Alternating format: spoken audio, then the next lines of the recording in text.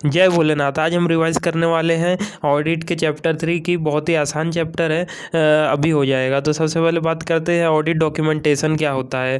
तो कुछ नहीं, ये सिर्फ रिकॉर्ड्स होते हैं, है ना, ऑडिट एविडेंस के, ऑडिट प्रोसीजर्स के, एंड ये दोनों से जो कंक्लूजन में अपन रीच किए उसके, है ना, कंक्लूजन रीच। और अब बात करते हैं नेचर क्या है ऑडिट डॉक्यूमेंटेशन का। मतलब ऑडिट डॉक्यूमेंटेशन प्रोवाइड क्या करता है, कुछ नहीं है, एविडेंस प्रोवाइड करता है जिसके बेसिस पे अपन जो है प्लान एंड परफॉर्म करते हैं और कंक्लूजन फॉर्म करते हैं, बेसिस फॉर कंक्लूजन, है ना। और ऑडिट डॉक्यूमेंटेशन का पर्पस क्या होता है, याद करने का बहुत आसान तरीका है। सबसे पहले एंगेजमेंट टीम को लेके कि वही एंगेजमेंट टीम ये ऑडिट डॉक्यूमेंटेशन के हेल्प से प्लान एंड परफॉर्म कर सकती है और मेंबर्स की अकाउंटेबिलिटी तय कर सकती है और उनको डायरेक्ट एंड सुपरवाइज भी कर सकती है। दूसरा याद करने का तरीका इंस्पेक्शन के लिए क्या है कि ऑडिट डॉक्यूमेंटेशन बताता है कि क्वालिटी कंट्रोल बराबर मेंटेन किया गया है या नहीं और एक्सटर्नल इंस्पेक्शन हुए हैं या नहीं। और तीसरा पॉइंट है ऑडिट डॉक्यूमेंटेशन का गाइड को लेके कि ये गाइड समान रहता है फ्यूचर ऑडिट के लिए। और अब बात करते हैं कौन कौन से फैक्टर्स जो stand content and form of audit को अफेक्ट करते हैं। तो ये कंफ्यूज हो रहे हो ना, कौन से फैक्टर्स जो है अफेक्ट करते हैं स्टैंड कंटेंट एंड फॉर्म को। तो एक बेस्ट पोएम सुन लेना। तो बेस्ट में 3 वर्ड, एक तो एस से size and complexity of entity, फिर उसके बाद ई से वही ऑडिट एविडेंस का सिग्निफिकेंस, और टी से ऑडिट मेथोडोलॉजी एंड उसके टूल्स। फिर पोएम में भी 3 वर्ड है, एक तो अपना एम से वही risk of material miss statement, हाँ, और पी से वही ऑडिट प्रोसीजर्स का रेलेवेंस है या नहीं, और ई से नेचर ऑफ एक्सेप्शंस कौन कौन से है। और ऑडिट डॉक्यूमेंटेशन के एग्जांपल एक दे दो तो बहुत ही आसान है। ऑडिट जैसे कि letter of confirmation and representation भी एक ऑडिट डॉक्यूमेंटेशन है जिसे अपन जो है एनालिसिस एंड चेकलिस्ट करते हैं और उस हिसाब से अपन ऑडिट प्रोग्राम बना देते हैं, है ना। अब बात करते हैं ऑडिट फाइल की। तो ऑडिट फाइल कुछ नहीं होता है, जैसे कि अपन फाइल बनाते हैं ना जिसमें डॉक्यूमेंट्स रखे रहते हैं वही होती है। तो ऑडिट फाइल जो है कुछ नहीं, फोल्डर होती है या अदर स्टोरेज मीडिया होती है ना। और फिजिकल या इलेक्ट्रॉनिक फॉर्म कोई भी इसमें हो सकती है जिसमें अपन रिकॉर्ड्स बना रख देते हैं ऑफ ऑडिट डॉक्यूमेंटेशन, है ना। और बात करें इसे SQC 1 के हिसाब से ऑडिट फाइल को कम से कम appropriate not more than 60 days के अंदर बना देना पड़ता है फ्रॉम द ऑडिट रिपोर्ट। और इसके रिटेंशन की भी एक जनरल बात की गई है कि ऑडिट डॉक्यूमेंटेशन और ऑडिट फाइल दोनों को कम से कम नॉट शॉर्टर देन 7 ईयर्स अपने को रिटेन करना पड़ता है फ्रॉम द ऑडिट रिपोर्ट। अब बात करते हैं जब अपन ये ऑडिट डॉक्यूमेंटेशन को जब कन्वर्ट करते हैं ऑडिट फाइल में तो कौन कौन से चेंजेस कर सकते हैं, इसके कुछ एग्जांपल दे दो। तो बहुत ही आसान है कि अपन सॉर्टिंग करके हाँ, क्रॉस रेफरेंसिंग दे के फिर डिलीट करते हैं। ये पहले याद करने का तरीका, मतलब सॉर्टिंग, क्रॉस रेफरेंसिंग या कोलेटिंग दी, यही वर्किंग पेपर मतलब वही ऑडिट डॉक्यूमेंटेशन। और डिलीट कर देंगे जो कि या डिस्कार्ड कर देंगे जिसे बोल सकते हैं सुपरसीडेड, एक जैसी फाइल को हटा डालेंगे, ठीक है। और दूसरा याद करने का तरीका कि बहुत सारे डिस्कशन करके अपन फिर साइन करते हैं, साइन ऑफ करते हैं। मतलब क्या है, डॉक्यूमेंटिंग डिस्कशंस, हाँ, और signing off the completed checklist, जो कि चीज़ हो गई है उसे साइन ऑफ कर दो। अब बात करते हैं ये ऑडिट डॉक्यूमेंटेशन जो है, हाँ, उसकी समरी को कंप्लीशन मेमोरेंडम भी कहते हैं। ये समरी किस में हेल्प करती है, ये हेल्प करती है प्रिपेयर एंड रिटेन करने में ऑडिट डॉक्यूमेंटेशन को। और इसमें क्या क्या खास चीज़ें होती है, एक तो सिग्निफिकेंट मैटर्स होता है जो कि ऑडिट के दौरान अपन ने आइडेंटिफाई किए, और दूसरा अपन ने उन्हें एड्रेस कैसे किए ये होता है। और ये क्या कंपलसरी है कि प्रिपेयर करना, नहीं, ये कंपलसरी नहीं है प्रिपेयर करना, वॉलेंटरी है, जिससे तुम आसानी से क्या क्या चीज़ें हुई है उस ऑडिट में वो समराइज़ कर सको। अब बात करते हैं ये ओनर कौन होता है भाई, ये ऑडिट डॉक्यूमेंटेशन या ऑडिट फाइल का ऑडिटर बना रहा है ना, तो ऑडिटर ही ओनर है। जनरल बात है कि audit documentation is a property of the auditor. अभी ऐसे ही जनरल रिवीजन कर रहे हैं कि ऑडिट एविडेंस क्या होता है। ये कुछ नहीं, ये इंफॉर्मेशन होता है जो कि ऑडिटर यूज़ करता है अपने कंक्लूजन एंड ओपिनियन देने के लिए, है ना। और ये इंफॉर्मेशन कहाँ से ली जाती है, क्या क्या चीज़ें इंक्लूड होती है इस इंफॉर्मेशन में। एक तो फाइनेंशियल इंफॉर्मेशन जो कि अपन जनरल एंट्रीज एंड लेजर से लेते हैं या इनवॉइसेज एंड वाउचर से मिलती है। और अदर इन्फॉर्मेशन भी रहती है, जैसे कि अपन ने एक्सटर्नल इन्फॉर्मेशन लिए है ना। इंटरनल कंट्रोल का मैनुअल से कुछ इन्फॉर्मेशन आ गई या मिनट्स ऑफ मीटिंग से कुछ इन्फॉर्मेशन आ गई, ये भी जो है ऑडिट एविडेंस की ही इन्फॉर्मेशन मानी जाएगी, है ना। अब बात करते हैं, ये ऑडिट एविडेंस जो है सफिशिएंट एंड अप्रोप्रिएट होने चाहिए। मतलब सफिशिएंट मतलब कि क्वांटिटी अच्छी होनी चाहिए ऑडिट एविडेंस की, और अप्रोप्रिएट मतलब क्वालिटी भी अच्छी होनी चाहिए ऑडिट एविडेंस की। तो सफिशिएंट कैसे देखेंगे ऑडिट एविडेंस, कब सफिशिएंट माना जाएगा, जब उसका मिसेज अच्छी है। मतलब क्या है, MRS। तो M से मटेरियलिटी, तो मटेरियलिटी की बात करें तो अगर मटेरियलिटी में अगर ट्रांजैक्शन बैलेंस डिस्क्लोजर मतलब एसर्शन अगर ज़्यादा है, तो मतलब जितने ज़्यादा ट्रांजैक्शन ये सब रहेंगे उतना ज़्यादा ऑडिट एविडेंस लगेगा, और जितने कम ये एसर्शन रहेंगे मतलब ये ट्रांजैक्शन बैलेंस एंड डिस्क्लोजर, उतना कम ऑडिट एविडेंस लगेगा। और R से risk of material miss statement, जितना रिस्क ज़्यादा होगा मटेरियल मिस स्टेटमेंट का उतना ज़्यादा ऑडिट एविडेंस लगेगा, जितना कम होगा रिस्क उतना कम ऑडिट एविडेंस लगेगा। और S से size and composition of population, मतलब वो जो डाटा जिसके बारे में बात होती है ना।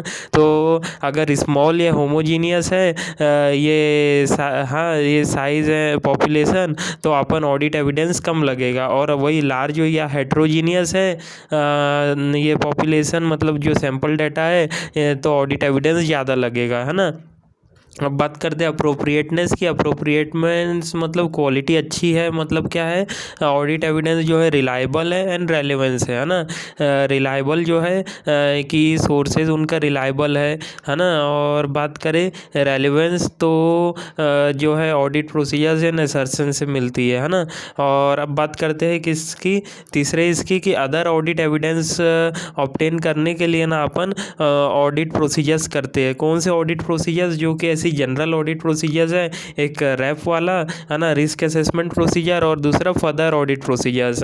और फर्दर ऑडिट प्रोसीजर्स अपने को पता है दो चीज़ें होती है, एक तो test of control and substantive audit procedures, जो कि अपन आगे अभी डिस्कस करेंगे ही। हाँ, फिर उसके बाद बात करते हैं, हाँ, अगर कोई इन्फॉर्मेशन जो है एक्सपर्ट ने बनाई है ना, तो ऑडिटर क्या इवेल्युएट करेगा कि वो इन्फॉर्मेशन जो कि एक्सपर्ट ने बनाई है, वो एक्सपर्ट जो है कैपेबल है और कॉम्पिटेंस है या नहीं, वो एक्सपर्ट अंडरस्टैंड कर सकता था या नहीं वो इन्फॉर्मेशन को जो बना दिया है उस चीज़ को, है ना। और अप्रोप्रिएटनेस देखेंगे कि ये क्वालिटी देखेंगे कि वो एक्सपर्ट ने कैसे बनाया है वो इन्फॉर्मेशन को, है ना। और अब बात करते हैं ऑडिट एविडेंस को ऑब्टेन करने के मेथड्स की, जिसे अपन ये भी बोल सकते हैं, ऐसी जनरल बात है कि कौन कौन से ऑडिट प्रोसीजर्स जो है परफॉर्म करने के मेथड्स होते हैं, है ना। तो ये जो याद करने का बहुत आसान तरीका है, अरे बहुत ही रेयर होता है और ऑब्टेन करता है ऑडिट एविडेंस, है ना ऑडिटर। तो वही IO रेयर, तो I से इंस्पेक्शन करते हैं, हाँ इंस्पेक्शन मतलब इंस्पेक्शन करते हैं, और दूसरे I से इंक्वायरी करते हैं, O से ऑब्जर्वेशन करते हैं, R से रीपरफॉर्मेंस करते हैं, A से एनालिटिकल प्रोसीजर लगाते हैं, और दूसरे R से कैलकुलेशन करते हैं, और एक्सटर्नल कन्फर्मेशन देखते हैं। तो I का सबसे पहले इंस्पेक्शन मतलब क्या होता है, एग्जामिनेशन करना होता है रिकॉर्ड्स एंड डॉक्यूमेंट्स का, या फिजिकल एग्जामिनेशन भी कभी कल कर देते हैं, है ना। और अब बात करते हैं इंक्वायरी करना मतलब क्या होता है, कुछ नहीं सीख करना होता है इन्फॉर्मेशन, मतलब इन्फॉर्मेशन लेना होता है नॉलेजेबल पर्सन से, है ना। चाहे वो with in the entity outside the entity कहीं का भी हो, फाइनेंशियल या नॉन फाइनेंशियल कुछ भी हो, है ना। और अब बात करते हैं ऑब्जर्वेशन करना मतलब क्या होता है, ऑब्जर्व करना मतलब देखना होता है, लुकिंग करना होता है ऑडिट प्रोसीजर्स एंड प्रोसेस को, और कि मैनेजमेंट वो कैसे परफॉर्म कर रहा है ये प्रोसीजर्स एंड प्रोसेस को, है ना। और रीपरफॉर्म करना मतलब क्या होता है, ऑडिटर जो है ना वापस इंडिपेंडेंट एग्जीक्यूशन करता है सेम ऑडिट प्रोसीजर्स का जो कि एंटिटी ने किया था, ये देखने के लिए कि सब उनने सही से किया है या नहीं। और एनालिटिकल प्रोसीजर मतलब क्या होता है, ये आगे भी पढ़ेंगे, ये स्टडी होती है relationship between the financial and non financial data. और रिकैलकुलेशन क्या होता है, कुछ नहीं, रिकैलकुलेट करना मतलब चेक करना होता है arithmetical accuracy records and documents की, और चाहे वो फिजिकली हो या मैनुअली हो। अब बात करें एक्सटर्नल कंफर्मेशन लेना मतलब क्या होता है, वही डायरेक्ट रिटर्न रिस्पॉन्स लेना होता है थर्ड पार्टी से, है ना। चाहे वो इलेक्ट्रॉनिक फॉर्म में हो, पेपर के फॉर्म में हो या अदर मीडिया के फॉर्म में हो, अपन किसी भी तरीके से एक्सटर्नल कंफर्मेशन ले सकते हैं। अब बात करते हैं एक्सटर्नल कंफर्मेशन की, बहुत ही आसान है, ये कुछ नहीं ऑडिट एविडेंस है जो कि ऑब्टेन करता है ऑडिटर, है ना। और कैसे ऑब्टेन करता है, डायरेक्टली रिटर्न रिस्पॉन्स लेता है थर्ड पार्टी से, पेपर, इलेक्ट्रॉनिक या अदर मीडिया के फॉर्म में। और इसके टाइप्स क्या है, पहले याद करने का तरीका बहुत ही आसान है, positive and negative confirmation request, दोनों में ही ऑडिटर रिक्वेस्ट करता है कंफर्मिंग पार्टी को कि रिस्पॉन्ड करे वो डायरेक्टली टू दी ऑडिटर। और पॉजिटिव कंफर्मेशन रिपोर्ट में ऑडिटर जो इन्फॉर्मेशन भेजता है ना थर्ड पार्टी को, तो मतलब कंफर्मिंग पार्टी को, तो वो उससे जो है वापस वो भेजे रिक्वेस्ट, तभी भेजेगी जब वो चाहे एग्री करे या डिसएग्री करे, दोनों में भेजेगी। पर नेगेटिव कंफर्मेशन में जब कंफर्मिंग पार्टी तभी भेजेगी वापस रिटर्न रिक्वेस्ट जब वो डिसएग्री करे विद द इंफॉर्मेशन जो कि ऑडिटर भेज रहा है ना। अब बात करते हैं non response and exception response की। तो नॉन रिस्पॉन्स मतलब ये कुछ नहीं है, फेलियर है कंफर्मिंग पार्टी का रिस्पॉन्ड करना या फुल्ली रिस्पॉन्ड करना, है ना। कौन सी चीज़ को, पॉजिटिव कंफर्मेशन रिक्वेस्ट को, या फिर ये जो कंफर्मिंग पार्टी है ना वो रिटर्न कर देती है अपनी कंफर्मेशन रिक्वेस्ट, ये होता है नॉन रिस्पॉन्स। अब बात करें एक्सेप्शन रिस्पॉन्स क्या होता है, ये एक्सेप्शन रिस्पॉन्स इंडिकेट करता है डिफरेंस किसके बीच में, इंफॉर्मेशन जो कि एंटिटी के अकाउंटिंग रिकॉर्ड्स में है और इन्फॉर्मेशन जो कि कंफर्मिंग पार्टी के रिकॉर्ड्स में है, दोनों में डिफरेंस आता है, इसे बोलते हैं एक्सेप्शन, है ना। अब बात करते हैं एक्सटर्नल कंफर्मेशन रिक्वेस्ट में ऑडिटर जो है कौन कौन सी चीज़ों को कंट्रोल करता है ना। तो इसे याद करने का बहुत आसान तरीका है। हाँ, तो ऑडिटर जो है ना, याद करने का बहुत आसान तरीका है कि ऑडिटर जो है कंफर्मेशन रिपोर्ट बना रहा है तो उसमें सबसे पहले टू लिखता है, मतलब सिलेक्ट किसे भेजना है, सिलेक्ट करेगा अप्रोप्रिएट कंफर्मिंग पार्टी, है ना। और फिर कंफर्मेशन के बारे में वो जो है डिटरमाइन करेगा कौन सी इन्फॉर्मेशन टू बी कंफर्म, और डिज़ाइन ऐसे करेगा कि प्रॉपरली एड्रेस गिवन है और रिटर्न इन्फॉर्मेशन डायरेक्टली ऑडिटर को आए, है ना। और फिर ऐसी जनरल बात है, ऑडिटर जो है फॉलो अप करते रहेगा ये रिक्वेस्ट को, हाँ, जब तक सही से सब चीज़ें भेज ना दे कंफर्मिंग पार्टी। अब बात करते हैं ऑडिटर ये एक्सटर्नल कंफर्मेशन रिक्वेस्ट को डिज़ाइन कैसे करेगा। तो बहुत आसान तरीका है, ऑडिटर अपने प्रायर एक्सपीरियंस के हिसाब से कंफर्मेशन रिपोर्ट बनाएगा और उसमें क्या क्या देख के बनाएगा, लेआउट एंड प्रेजेंटेशन तय करेगा, असर्शन एड्रेस हुए हैं या नहीं ये देखेगा, और risk of material miss statement देख के डिज़ाइन करेगा, है ना, ये कंफर्मेशन को ऑडिटर। और फिर ये कंफर्मेशन को सेंड कर देगा और किस मेथड ऑफ कम्युनिकेशन से सेंड करेगा वो देखेगा, है ना। और आखिर में कंफर्मिंग पार्टी के पास आ जाएगा तो कंफर्मिंग पार्टी की एबिलिटी देखेगा कि ये कंफर्मिंग पार्टी जो है कंफर्म कर सकती है या नहीं। और कभी कभी जो है ये कंफर्मिंग पार्टी को जो है मैनेजमेंट एनकरेज करती है या ऑथराइज करती है कि भाई ऑडिटर को अच्छे से कंफर्मेशन दे देना, है ना। बात करते हैं मैनेजमेंट जब रिफ्यूज़ल कर रहा है एक्सटर्नल कंफर्मेशन देने से, मतलब एक हिसाब से ना ऑडिटर को एक्सटर्नल कंफर्मेशन देने से रोक रहा है मैनेजमेंट, तो अपन देखेंगे रीज़न क्या है भाई, क्यों मैनेजमेंट रोक रहा है ये ये एक्सटर्नल कंफर्मेशन देने से। तो अपन ये ऑडिट एविडेंस इकट्ठा करेंगे कि वैलिड रीज़न है या नहीं मैनेजमेंट का और रीज़नेबल है या नहीं, है ना। और फिर डिटरमाइन करेंगे ये रिफ्यूज़ल जो है अपन नहीं भेज रहे हैं उसका इम्प्लीकेशन क्या होगा, कितना risk of material miss statement होगा, कितना नेचर टाइम एंड एक्सटेंट लगेगा अपने को और ऑडिट प्रोसीजर्स करने में, और उस हिसाब से वो अपना अल्टरनेटिव ऑडिट प्रोसीजर्स परफॉर्म करके ऑडिट एविडेंस इकट्ठा कर लेगा, है ना। अब बात करते हैं नेगेटिव कन्फर्मेशन को क्रिटिसाइज़ क्यों किया गया है। और हाँ, तो ये क्रिटिसाइज़ इसलिए किया गया है नेगेटिव कन्फर्मेशन को क्योंकि ये जो है लेस परवेसिव रहता है ना, लेस परसुएसिव रहता है ऑडिट एविडेंस है देन द पॉजिटिव कन्फर्मेशन, है ना।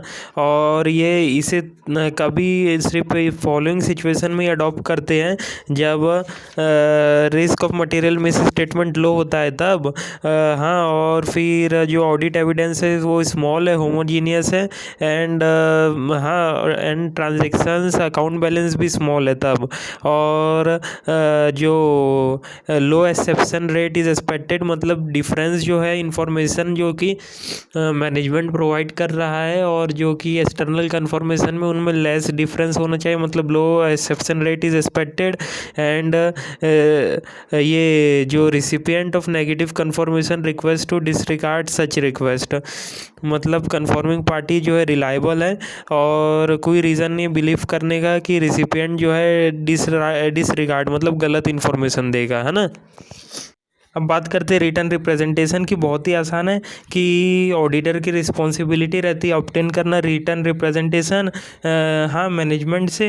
और ये क्यों लेते हैं कि मैनेजमेंट को बोलने के लिए भाई कंफर्म कर रहे हो नहीं सर्टेन मैटर्स, और एक तो ये रिटर्न रिप्रेजेंटेशन जो है सपोर्ट करने समान रहता है अदर ऑडिट एविडेंस को, है ना। और रिटर्न रिप्रेजेंटेशन को मैनेजमेंट रिप्रेजेंटेशन लेटर भी बोलते हैं, हाँ। अब बात करते हैं ऑब्जेक्टिव क्या है ये रिटर्न रिप्रेजेंटेशन लेने का। तो ये, हाँ, ऑडिटर जो है ऑब्टेन करता है रिटर्न रिप्रेजेंटेशन मैनेजमेंट से या TCWG से, है ना, जो कि अपने उसमें क्या लिखा रहता है कि मैनेजमेंट जो है फुलफिल कर रहा है अपनी पूरी रिस्पॉन्सिबिलिटी, और बेसिकली ये जो है अपने को रिटर्न रिप्रेजेंटेशन वही काम भी आता है सपोर्टिंग ऑडिट एविडेंस समान। और ये ऑडिटर जो है ना रिस्पॉन्ड करता है अप्रोप्रिएटली रिटर्न रिप्रेजेंटेशन को लेके, वेदर वो प्रोवाइड हो या ना हो, रिस्पेक्टिवली वो रिस्पॉन्ड तो करता ही है ना। अब बात करते हैं ऑडिटर क्या रिकन्फर्म करने बोल सकता है क्या, हाँ, मैनेजमेंट को कि रिटर्न रिप्रेजेंटेशन को भाई वापस रिकन्फर्म करो, वापस पक्का करो कि तुम दे रहे हो या नहीं, है ना। तो वही कब कर कौन कौन से यस ऑडिटर जो है आज कर सकता है मैनेजमेंट से रिकन्फर्म करने के लिए रिटर्न रिप्रेजेंटेशन, हाँ, कौन कौन से केस में कि जब एंगेजमेंट टर्म्स जो है, हाँ, एंगेजमेंट टर्म्स जो साइन किए थे ना जिन लोगों ने, those who have sign the engagement term, वो अभी नो लॉन्गर रेलेवेंट, वो रेलेवेंट नहीं है ना। या फिर ये एंगेजमेंट टर्म को लेके ही पॉइंट है कि एंगेजमेंट टर्म जो है प्रिपेयर हुआ था प्रीवियस ईयर में, तब रिकन्फर्म करने बोल सकता है ऑडिटर। और 2 पॉइंट जो है मिसअंडरस्टैंडिंग एंड चेंजेस को लेके है, जब मिसअंडरस्टैंडिंग लग रही है ऑडिटर को मैनेजमेंट की रिस्पॉन्सिबिलिटी में तब, और जब चेंजेस हो गए सर्कमस्टेंसेस में, तब ऑडिटर जो है रिकन्फर्म करने बोल सकता है रिटर्न रिप्रेजेंटेशन को, है ना। अब बात करते हैं हाँ, जब ऑडिटर ने रिटर्न रिप्रेजेंटेशन रिक्वेस्ट किया पर मैनेजमेंट प्रोवाइड करने को तैयार नहीं है, तब क्या होगा, ऑडिटर जो है डिस्कस करेगा मैनेजमेंट से कि भाई क्या मैटर हो गया, क्यों नहीं दे रहे हो, और फिर रीइवैल्यूएट करेगा, हाँ, इंटीग्रिटी ऑफ मैनेजमेंट, और उस हिसाब से इफेक्ट दे देगा कि ये बाकी ऑडिट एविडेंस सही है या नहीं, और रिलायबिलिटी कैसी है जो बाकी उनने रिटर्न रिप्रेजेंटेशन दी है, ओरल प्लस रिटर्न। और फिर ये डिस्कस एंड रीवैल्यूएट करके अप्रोप्रिएट एक्शन लेगा, और ये जो है कंसीडर भी कर सकता है ऐसे 705 में के हिसाब से और मॉडिफाइड ओपिनियन देने की, है ना। और और ऐसे ही जनरल बात करते हैं, अगर ऑडिटर को डाउट है, हाँ मैनेजमेंट जो है रिटर्न रिप्रेजेंटेशन दे रहा है पर ऑडिटर को डाउट है कॉम्पिटेंस, इंटीग्रिटी और इथिकल वैल्यूज़ को लेके मैनेजमेंट की, तो वो जो है उस हिसाब से इम्पैक्ट दे सकता है। रिटर्न रिप्रेजेंटेशन की रिलायबिलिटी को थोड़ा वो देख सकता है, और जब रिटर्न रिप्रेजेंटेशन दे तो रही है मैनेजमेंट पर इनकंसिस्टेंट है वो अदर ऑडिट एविडेंस से, तो वो जो है रिकंसिडर कर सकता है वही competence, integrity and ethical values of management, और रिजॉल्व कर सकता है उनके साथ डाउट, है ना। और दोनों ही केस में, ये डाउट वाले केस में भी वो जो है कंसीडर करेगा इम्पैक्ट ऐसे 705 के हिसाब से देने का, है ना। और अब ऐसी जनरल बातें कर लेते हैं कि किससे अपन रिटर्न रिप्रेजेंटेशन मांग सकते हैं, या तो मैनेजमेंट से या TCWG से, जिनके पास नॉलेज होती है और रिस्पॉन्सिबिलिटी होती है फाइनेंशियल स्टेटमेंट को बनाने की, हाँ। और CEO, CFO या इक्विवेलेंट से भी मांग सकते हैं। फिर अब बात करते हैं क्या रिटर्न रिप्रेजेंटेशन मेन डॉक्यूमेंट है क्या? नहीं, ये सिर्फ सपोर्ट करते हैं अदर ऑडिट एविडेंस को, ये मेन डॉक्यूमेंट नहीं है। अब क्या written representation sufficient and appropriate audit evidence provide करते हैं कि नहीं, ये नेसेसरी एविडेंस है पर ये कभी भी sufficient and appropriate audit evidence नहीं माने जाएंगे ये, हाँ, कोई भी मैटर से जिससे वो डील करते हैं, है ना। अब बात करते हैं सब्सिक्वेंट इवेंट्स की, बहुत ही आसान है। ये ऐसे इवेंट्स होते हैं जो कि ऑकर होते हैं between 31 March and audit report, है ना। और हाँ, और ये दूसरा क्या है, ऐसे इवेंट्स होते हैं जो कि ऑडिट रिपोर्ट इशू हो गई है उसके बाद में फैक्ट्स पता चल रहे हैं, इसे भी सब्सिक्वेंट इवेंट बोलते हैं। तो वही इसकी मीनिंग है कि it means events that occurred between date of financial statement मतलब 31 March end date of audit report, या फिर हाँ फैक्ट्स जो कि known to the auditor after the date of audit report, ये सब्सिक्वेंट इवेंट होते हैं। अब ये ऑब्जेक्टिव्स क्या है ये सब्सिक्वेंट इवेंट का, तो बहुत ही आसान है। ये फर्स्ट वाला ऐसे इवेंट जो कि ऑकर हुए between 31 March and audit report, तो इन इवेंट्स के बारे में ऑडिटर का क्या ऑब्जेक्टिव है कि वो sufficient and appropriate audit evidence इकट्ठा करे इन इवेंट्स के बारे में, और फिर एडजस्टमेंट कर दे और disclosure they they appropriately in the financial statement. और फिर अगर ऐसे इवेंट जो कि ऑडिट रिपोर्ट इशू करने के बाद में अपने को पता चले फैक्ट्स, तो उसका रिस्पॉन्ड करना पड़ेगा अप्रोप्रिएटली। अब ये बात हो गई ऑब्जेक्टिव्स ऑफ ऑडिट की। अब ये ऑब्जेक्टिव्स को अचीव कैसे करेंगे? ऑडिट प्रोसीजर्स लगा के।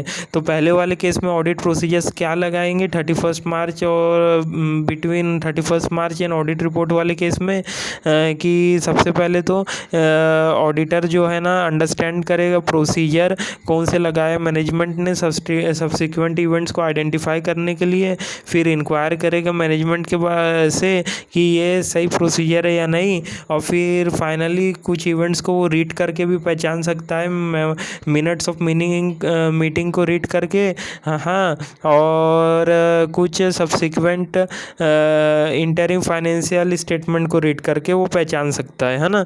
और अगर समझ लो जो इवेंट्स ऑडिट रिपोर्ट इशू करने के बाद पता चले, ये इवेंट्स को वो कैसे हाँ कैसे अपना रिस्पॉन्ड करेगा, है ना।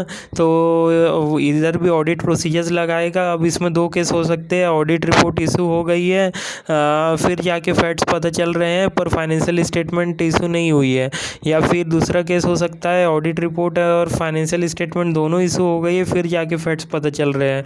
दोनों ही केस में वो रिस्पॉन्ड कैसे करेगा अप्रोप्रिएटली, कि सबसे पहले वही इंक्वायर करेगा मैनेजमेंट के साथ कि वो ये इशू को एड्रेस करना चाह रहे हैं या नहीं, और फिर ये इसी के बारे में डिस्कस करेगा मैनेजमेंट से, और फिर उस हिसाब से वो financial statement needs to be amended या नहीं ये देख लेगा कि फाइनेंशियल स्टेटमेंट को अमेंड करना ज़रूरी है या नहीं, है ना। और ऐसी जनरल बात है कि जब एक बार ऑडिट रिपोर्ट इशू हो जाती है तो ऑडिटर का कोई ऑब्लिगेशन नहीं होता है ना। पर ये दोनों केस में होगा जब ऐसे इवेंट्स होंगे जो कि सिग्निफिकेंट है। हम बात करते हैं एफआरएफ के हिसाब से सब्सिक्वेंट इवेंट्स में क्या करना होता है कि अगर 31 मार्च मतलब आफ्टर द फाइनेंशियल स्टेटमेंट अपने को सब्सिक्वेंट इवेंट्स पता चले और कंडीशंस एग्जिस्टिंग है तो ऑडिटर जो है एडजस्ट कर देगा इवेंट्स को, और कंडीशंस अगर प्री एग्जिस्टिंग नहीं थी तो सिर्फ डिस्क्लोज़र दे देगा अपने स्टेटमेंट में, है ना, फाइनेंशियल स्टेटमेंट में। अब बात करते हैं स्पेशल कंसिड्रेशन वाले ऐसे को लेके, तो बहुत ही आसान है इसमें ना। जैसे ऑडिटर जो है ऑडिट करता है ना, बहुत सारी चीज़ें होती है, तो पर ये कुछ चीज़ें हैं जिसके बारे में ऑडिटर कैसे खासकर सफिशिएंट एंड अप्रोप्रिएट एविडेंस इकट्ठा करे इसके बारे में बताया गया है। तो ये ऐसे का ऑब्जेक्टिव ही ये है ना। तो बात करिए कौन कौन से आइटम्स हैं। एक तो जैसे कोई कंपनी है तो उसके लिए सबसे इम्पोर्टेंट चीज़ क्या होती है, इन्वेंट्री होती है। तो इन्वेंट्री जो है वो असली में है या नहीं, वो कंपनी की शो तो कर रही पर है या नहीं, एग्जिस्टेंस है या नहीं, और उसकी कंडीशन कैसी है, ये इसका ऑडिट एविडेंस कैसे इकट्ठा करे इसके बारे में ये ऐसे बताता है ना। दूसरा लिटिगेशन एंड क्लेम, कंपनी में बहुत सारे केसेस चलते हैं, है ना, तो वो बराबर कंप्लीटनेस है या नहीं, उनकी सब दिखा रही है या नहीं कंपनी अपने फाइनेंशियल स्टेटमेंट में, इसके बारे में कैसे वो सफिशिएंट एंड अप्रोप्रिएट एविडेंस इकट्ठा करे इसके बारे में बताता है।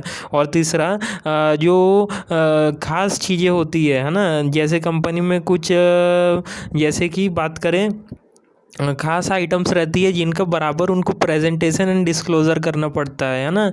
इसे क्या बोलते हैं, सेगमेंट इन्फॉर्मेशन बोलते हैं।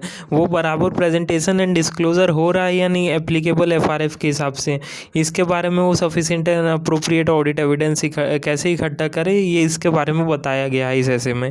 तो सबसे पहले बात करते हैं कंपनी के इन्वेंट्री की, कैसे वो एग्जिस्टेंस है या नहीं, और कंडीशन कैसी है इसके बारे में कैसे पता चलेगा, टेस्ट करके पता चलेगा, है ना। टेस्ट करके पता चलेगा कि हाँ इन्वेंट्री का एग्जिस्टेंस एंड कंडीशन। तो ऑडिटर क्या करेगा, कुछ नहीं, जाएगा कंपनी में और अटेंड करेगा फिजिकल काउंटिंग, मतलब क्या खड़ा हो जाएगा और देखेगा कि मैनेजमेंट जो है बराबर मैनेजमेंट को जो है बराबर इवेल्युएट एंड ऑब्जर्व करेगा कि मैनेजमेंट क्या इंस्ट्रक्शन दे रही है अपने लोगों को इन्वेंट्री के बारे में। हाँ, ऑब्जर्व करेगा कि मैनेजमेंट जो है काउंटिंग प्रोसीजर्स कौन से यूज़ कर रही है इन्वेंट्री को काउंट करने में, है ना। फिर और क्या, खुद कुछ नहीं करेगा क्या, सिर्फ देखते रहेगा, नहीं, खुद भी इंस्पेक्ट करेगा इन्वेंट्री को और टेस्ट करेगा वो कि बराबर परफॉर्म हो रहा है या नहीं, इन्वेंट्री काम कर रही है या नहीं, काउंट करेगा इन्वेंट्री को खुद भी थोड़ा बहुत, है ना। अब बात करते हैं, ये पहली बात हो गई इन्वेंट्री को लेके कि कैसे एग्जिस्टेंस एंड कंडीशन पता चलेगा, टेस्ट करके पता चलेगा, फिजिकल काउंटिंग करके पता चलेगा, है ना। हम बात करते हैं ये ऑडिटर जो है कौन कौन से मैटर देखेगा इन्वेंट्री के काउंटिंग में, कौन कौन से मैटर्स खासकर ज़रूरी है जब वो फिजिकल काउंटिंग करते हैं इन्वेंट्री के। तो ऑडिटर खासकर ध्यान देगा कि बहुत ही आसान तरीके से याद करने का कि इन्वेंट्री कौन से वर्क इन प्रोग्रेस स्टेज में है, इससे ऑडिटर को आइडिया मिल जाएगा कि इंटरनल कंट्रोल कैसा है एंड एक्सपर्ट की नीड है या नहीं ऑडिटर को इस इन्वेंट्री के काउंटिंग में, है ना। ये होने के बाद ऑडिटर जो है अपना नेचर देखेगा इन्वेंट्री का एंड रिस्क देखेगा कि क्या रिस्क है इन्वेंट्री में। तो नेचर कैसे पता चलेगा इन्वेंट्री का, उसके लोकेशन को देख के एंड टाइमिंग को देख के, है ना। और रिस्क कैसे पता चलेगा कि कंपनी बराबर परपेचुअल इन्वेंट्री सिस्टम को मेंटेन कर रही है या नहीं। हाँ, अगर कर रही है तो बराबर है, रिस्क कम रहेगा। और रिस्क और कैसे पता चलेगा, एडुकेट प्रोसीजर्स को यूज़ कर रहे हैं या नहीं। हाँ, कंपनी, इससे भी रिस्क का पता चलता है ना। अब बात करते हैं कुछ खास सर्कमस्टेंसेस दिया गया है, कंडीशन दी गई है कि ऐसा हुआ तो क्या होगा। मतलब व्हाट इफ़, अगर वो अटेंडेंस करने जा रहा था फिजिकल काउंटिंग पर वो पहला केस है दूसरे दिन कर रहा है, मतलब करना तो उसे डेट ऑफ फाइनेंशियल स्टेटमेंट मतलब 31 मार्च को, पर वो कर रहा है किसी अल्टरनेटिव डे जैसे कि 2 अप्रैल को काउंट कर रहा है ना। ये खुद भी कर सकता है, मतलब on day other than date of financial statement, या फिर अनफोर्सिन सर्कमस्टेंसेज आ गए इसलिए वो कर रहा है ऐसा चीज़ें। तो इसमें सिंपल है, करना था 31 मार्च को, मतलब डेट ऑफ फाइनेंशियल स्टेटमेंट को, पर वो कर रहा है अल्टरनेटिव डेट, जैसे कि 2 अप्रैल को काउंट डेट कर रहा है ना, काउंट कर रहा है। तो क्या होगा, ये जो इंटरविंग पीरियड है ना, इसके बीच में इन्वेंट्री में कोई चेंजेस आए हैं क्या, इसके बारे में ऑडिटर एविडेंस इकट्ठा करेगा। हाँ, और कैसे करेगा, एडिशनल प्रोसीजर्स लगा के एविडेंस ऑब्टेन करेगा, और वो बराबर जो जो एविडेंस मिला है उसे रिकॉर्ड करेगा प्रॉपरली। ये बात हो गई पहली। अब दूसरी बात, ऑडिटर जो है सर्कमस्टेंसेस क्या है कि जब वो अटेंड करने जा रहा था फिजिकल काउंटिंग, बहुत ही इम्प्रैक्टिकल कंडीशन थी, है ना। अब मतलब क्या है, जेन्युइन रीज़न के कारण इम्प्रैक्टिकल कंडीशन थी, जैसे कि बात करें इन्वेंट्री का नेचर एंड लोकेशन देख के, जैसे कि फैक्ट्री है बहुत ही केमिकल वाली फैक्ट्री, एसिड है, तो वो तो ये तो थ्रेट है ऑडिटर के सेफ्टी के लिए, है ना। तब क्या होगा, ऑडिटर भाई सिंपल है, अपना जान तो रिस्क में नहीं डालेगा, वो अल्टरनेटिव प्रोसीजर परफॉर्म करेगा। हाँ, और अगर परफॉर्म करके इकट्ठा कर लिया तो ठीक है, पर अगर वो अनेबल है ये अल्टरनेटिव प्रोसीजर्स को परफॉर्म करने में, या फिर अनेबल है सफिशिएंट एंड अप्रोप्रिएट एविडेंस इकट्ठा करने में, तो फिर वो क्या कर सकता है, ऐसे 705 के हिसाब से मॉडिफाई कर देगा अपना ओपिनियन, है ना। फिर अगर जो है कंडीशन जो इम्प्रैक्टिकल है बोल रहा है, पर ये जनरल रीज़न के कारण बोल रहा है, जनरल इनकन्वीनियंस के कारण बोल रहा है, जैसे कि बहुत ही जा नहीं रहा है, टाइम कॉस्ट लग रहा है, डिफ़िकल्ट है ऑडिटर के लिए, तो ये वैलिड बेसिस नहीं है ऑडिटर के लिए कि वो अवॉइड करे फिजिकल काउंटिंग को, है ना। हम बात करते हैं ऐसी जनरल बात की, समझ लो अगर इन्वेंट्री थर्ड पार्टी की कस्टडी में है या कंट्रोल में है, तब क्या होगा। तो ऑडिटर ऐसे में कैसे sufficient and appropriate audit evidence इकट्ठा करेगा, बहुत आसान तरीका है। ऑडिटर ना थर्ड पार्टी से कंफर्मेशन लेगा quantity and conditions of inventory को लेके, और या फिर वो खुद भी जाके फिजिकल इंस्पेक्शन कर सकता है या अदर ऑडिट प्रोसीजर्स लगा सकता है इन्वेंट्री के कस्टडी एंड कंट्रोल को लेके, है ना।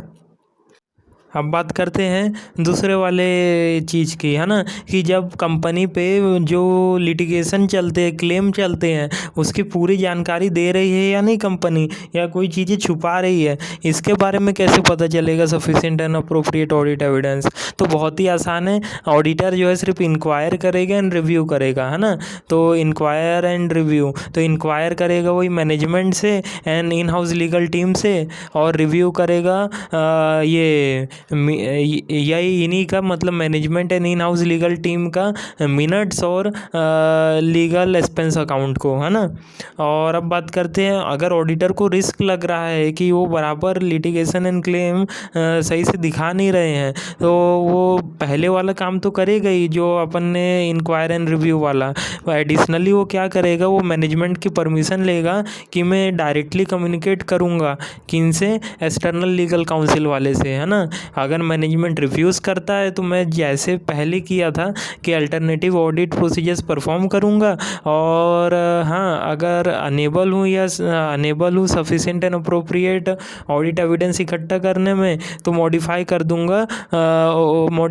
दूंगा रिपोर्ट ऐसे 705 के हिसाब से। हाँ, पर अगर मैनेजमेंट अलाउ कर रहा है तो बराबर कम्युनिकेट करूँगा उनके साथ, ये एक्सटर्नल लीगल काउंसिल के साथ, है ना, लेटर ऑफ इंक्वायरी से, या फिर ज़रूरत पड़े तो मीट भी करूँगा। अब मीट कौन कौन से कंडीशन में करूँगा, बहुत ही जनरल कंडीशन है कि जब कॉम्प्लेक्स मैटर होगा या सिग्निफिकेंट रिस्क होगा, है ना, मतलब कॉम्प्लेक्स सिग्निफिकेंट रिस्क होगा तब, या डिसएग्रीमेंट होगा बिटवीन मैनेजमेंट एंड काउंसिल, तब ऑडिटर मीट करेगा और क्या मैटर चल रहा है उसके बारे में भाई पता तो लगाएगा, है ना। अब बात करते हैं ऐसे ही आखिरी वाले इसकी कि सेगमेंट रिपोर्टिंग जो है, मतलब कुछ खास चीज़ें रहती है जो कि फाइनेंशियल स्टेटमेंट में बराबर दिखाना पड़ता है, उसे सेगमेंट इन्फॉर्मेशन बोलते हैं, है ना। तो इसका बराबर प्रॉपर डिस्क्लोज़र हो रहा है या नहीं, प्रेजेंटेशन हो रहा है या नहीं, ये कैसे पता चलेगा। तो बहुत ही आसान है, ऑडिटर जो है सिर्फ अंडरस्टैंड करेगा मेथड कि कौन सा यूज़ हो रहा है सेगमेंट रिपोर्टिंग के लिए, टू डिटरमाइन सेगमेंट इंफॉर्मेशन, है ना। और जो मेथड यूज़ हो रहा है उसका, हाँ, उस वो बराबर एप्लीकेबल एफआरएफ के हिसाब से हो रहा है या नहीं, है ना। और टेस्ट करेगा एप्लीकेशन ऑफ मेथड जहाँ भी उसे लगेगा। तो हाँ, और क्या करेगा, एनालिटिकल प्रोसीजर या अदर ऑडिट प्रोसीजर्स भी लगा सकता है ना।